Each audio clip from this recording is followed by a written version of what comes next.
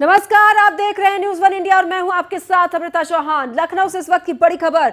CM Yogi Adityanath आज कई कार्यक्रम में शिरकत करेंगे। मुख्यमंत्री आवास पर सीएम योगी सुनेंगे जनता की फरियाद। कोविड प्रबंधन को लेकर टीम 9 के साथ बैठक भी है। गोरखपुर भी जा सकते हैं सीएम योगी आदित्यनाथ। सीएम योगी के कुशीनगर जाने का भी कार्यक्रम है। तो आपको बता दें, कुशीनगर भी जाएंगे और कहा जा रहा है कि वो गोरखपुर भी जा सकते हैं। तो आज का दिन भी बेहद व्यस्त है। सीएम योगी आदित्यनाथ का टीम 9 के साथ आज बैठक है और कहा जा रहा है कि बैठक में जो कोविड प्रबंधन है, यानी कि कोविड को लेकर क्या कुछ प्रबंधन किया जाए, यानी कि क्या कुछ योजनाएं बनाई जाए, किस तरह से रोकथाम के लिए आगे योजनाएं बनाई जाए, ये तमाम बातें यहां पर बैठक में हो सकती हैं।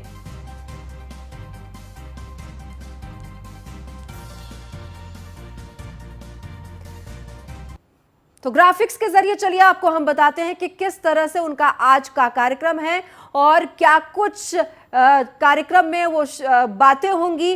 कोरोना से संबंधित टीम 9 के साथ बैठक होनी है, ये ग्राफिक्स के जरिए हम आपको बताने की कोशिश कर रहे हैं। तो सुबह की शुरुआत बैठक के साथ सीएम योगी आदित्यनाथ का जो कार्यक्रम है वो बेहद व्यस्त रहने वाला है।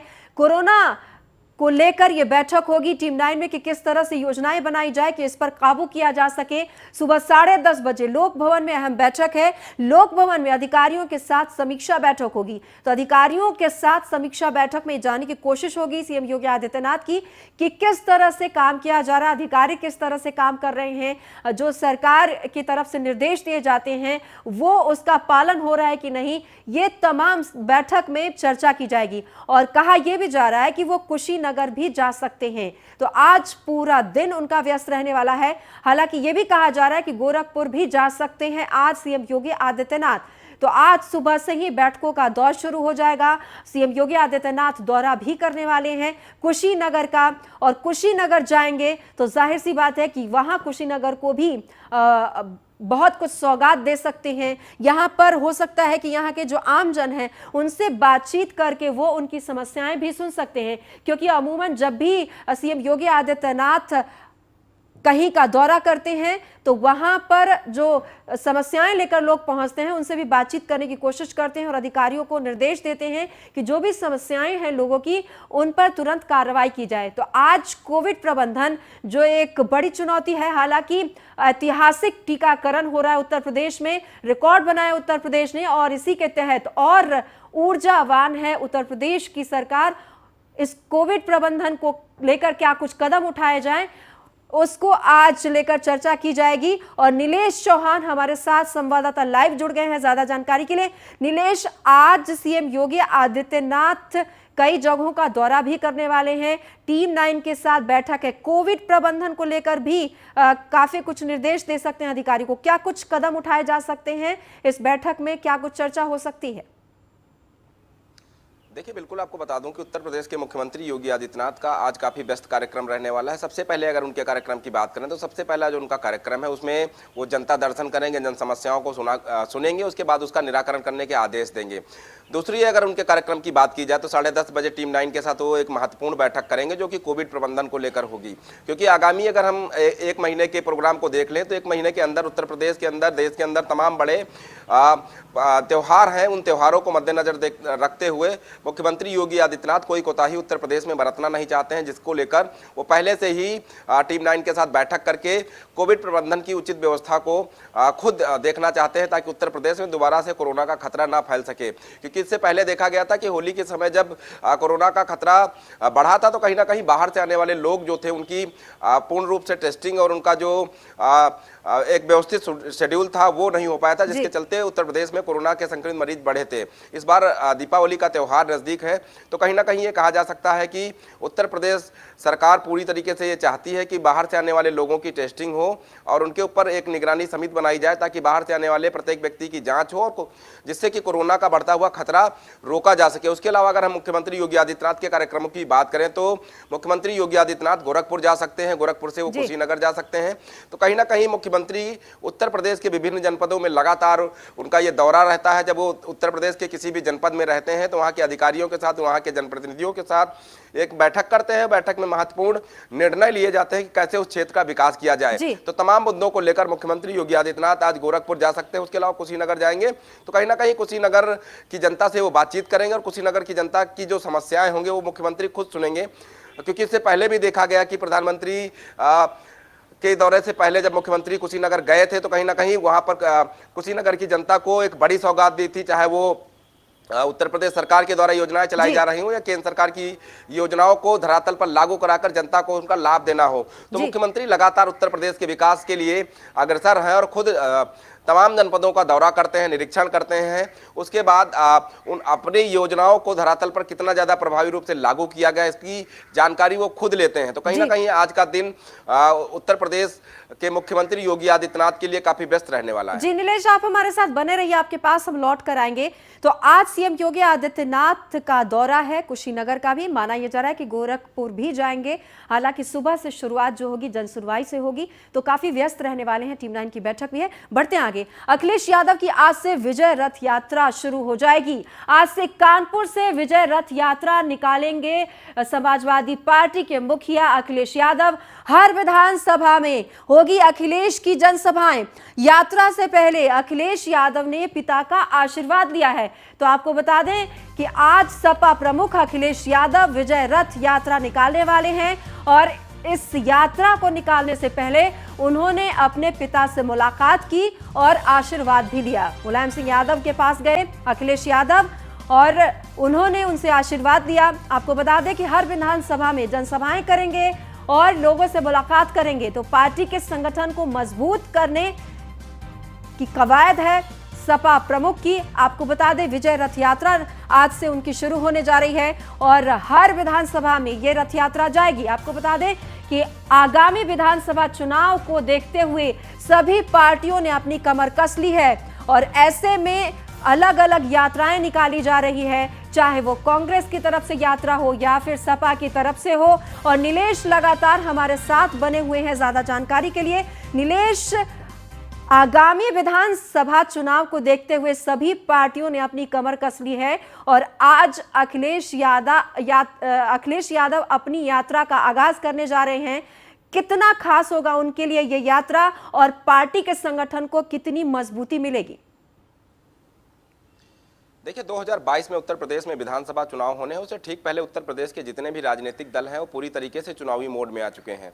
समाजवादी पार्टी की बात की जाए तो समाजवादी पार्टी के लिए इस बार एक बड़ी चुनौती ये रहेगी कि एक ही परिवार से दो चुनावी रथ निकल रहे हैं। पहला रथ जो है वो विजय रथ अखिलेश यादव का है और दूसरा शिवपाल यादव का, जिन्होंने अपनी पार्टी प्रसपा बनाई थी, क्योंकि दोनों ही जब एक पार्टी से चुनाव लड़ते थे तो कहीं ना कहीं समाजवादी पार्टी को काफी मजबूती मिलती थी। इससे पहले की अगर हम चुनाव की बात करें, जब 2012 में चुनाव हुआ था और अखिलेश यादव ने अपनी उत्तर प्रदेश में सरकार बनाई थी, उस समय अखिलेश और शिवपाल के गठजोड़ ने एक समाजवादी पार्टी को एक अलग मजबूती प्रदान की थी, जिसके चलते 2022 में 2012 में समाजवादी पार्टी की सरकार बन सकी थी। अब 2022 का विधानसभा चुनाव उत्तर प्रदेश में होना है, उससे ठीक पहले पार्टी में दो फाड़ हो गया, चाचा और भतीजे अलग हो गए। आज से अखिलेश यादव अपनी विजय रथ यात्रा निकाल रहे हैं। हालांकि ठीक पहले कल उन्होंने अपने पिता मुलायम सिंह यादव का आशीर्वाद लिया था और आज से वो विजय रथ यात्रा का शुभारंभ करेंगे। ये शुभारंभ कानपुर से किया जाएगा। आज की अगर उनके हम विजय रथ यात्रा की बात करें तो कानपुर देहात, हमीरपुर, जालौन,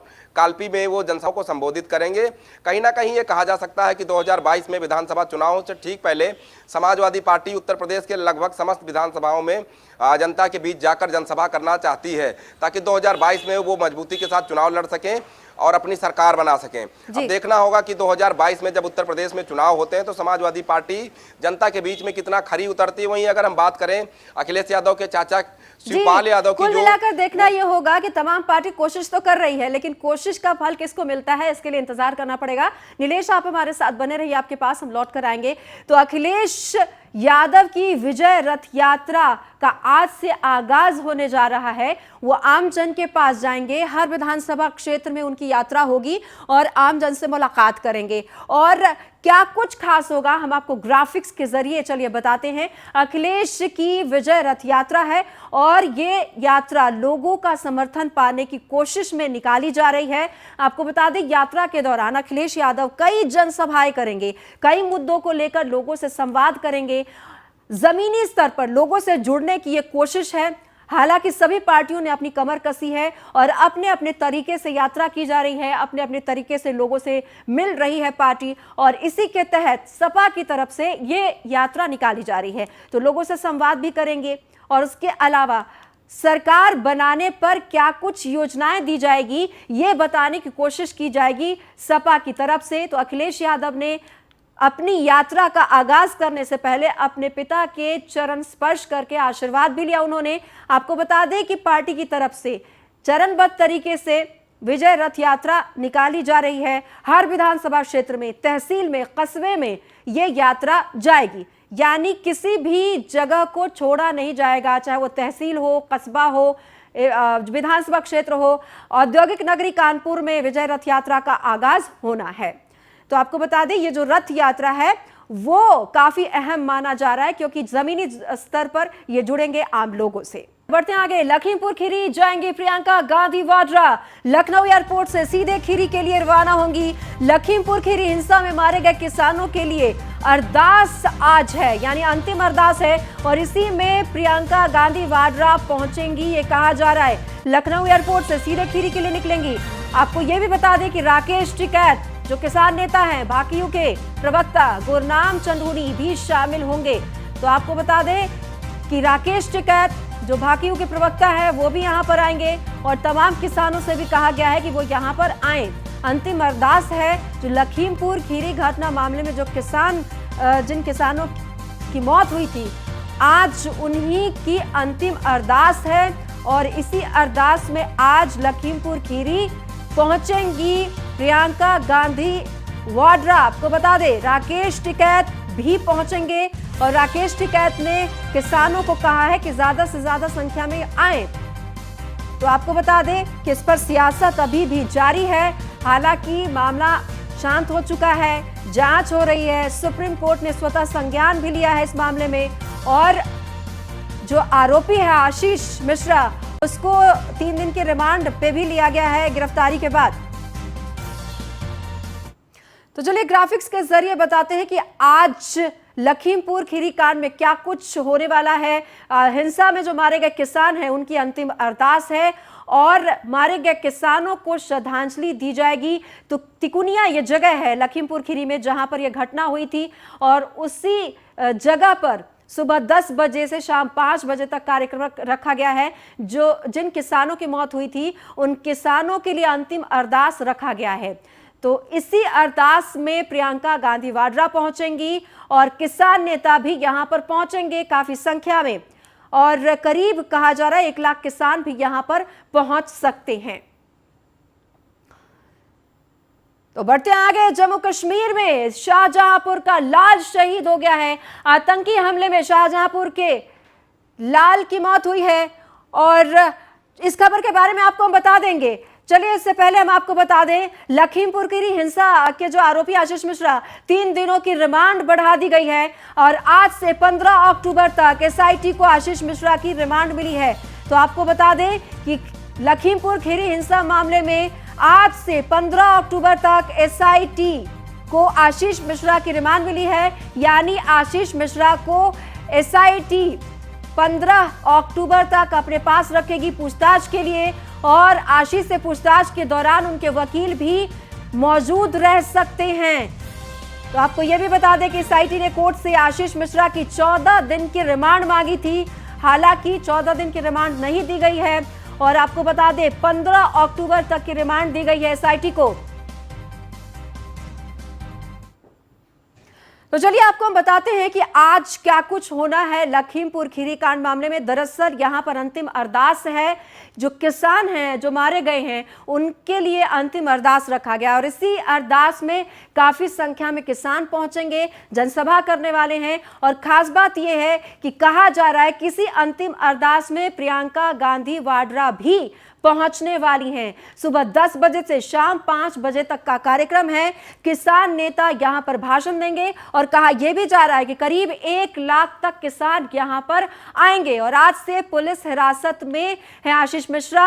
आपको बता दें कि 15 अक्टूबर तक वो एसआईटी के पास ही रहेंगे क्योंकि एसआईटी को रिमांड दी गई है और एसआईटी लगातार पूछताछ करेगी आशीष मिश्रा से और इस दौरान आशीष मिश्रा के वकील भी मौजूद रह सकते हैं। तो आपको बता दें कि लगातार इस मामले में कार्रवाई तो चली रही है, इस बीच राजनीति भी जारी है। आज जो किसान मारे गए हैं लखीमपुर खीरी हिंसा मामले में, उनके लिए अरदास रखी गई है और इसी अंतिम अरदास में काफी संख्या में किसान तो पहुंचेंगे ही, भाकियू प्रवक्ता भी, टिकैत भी यहां पर पहुंचने वाले हैं और प्रियंका गांधी वाड्रा भी पहुंचेंगी।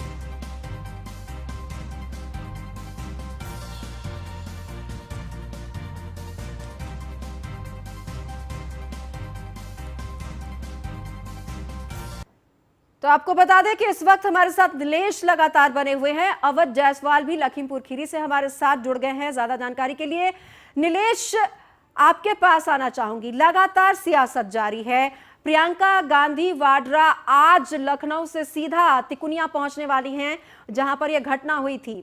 क्या कुछ खास होने वाला है? देखिए, बिल्कुल आपको बता दूं कि जब लखीमपुर में जिस दिन ये घटना हुई उस दिन से ही लगातार कांग्रेस पार्टी इस घटना को राजनीतिक अमली जामला पहनाने की कोशिश कर रही है। उससे पहले देखा गया कि कांग्रेस की जो प्रियंका गांधी हैं, उन्होंने लखीमपुर जाने की जो जिद थी वो पकड़ के रखा था। हालांकि पुलिस ने उनको घटनास्थल तक नहीं जाने दिया था। हालांकि उत्तर प्रदेश सरकार ने जब आदेश जारी किया कि किसी भी व्यक्ति को वहां पर जाने की आज़ादी रहेगी, उसके बाद प्रियंका गांधी पीड़ित परिवारों से मिलकर आई थी।